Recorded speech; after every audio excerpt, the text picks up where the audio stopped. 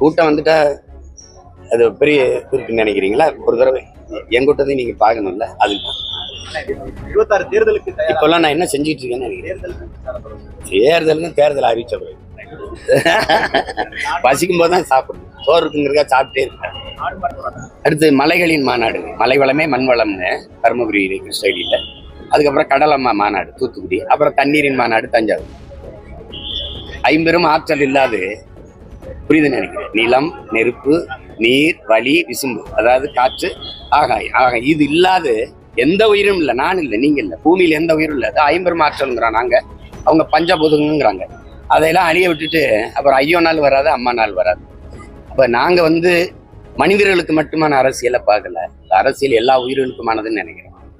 அதனால அதெல்லாம் வாழ்ந்தாதான் நானும் நீங்களும் வாழ முடியுங்கிற அறிவியல் உயிரியல் உண்மையை உணர்ந்ததுனால இந்த வேலையை செய்யறேன்.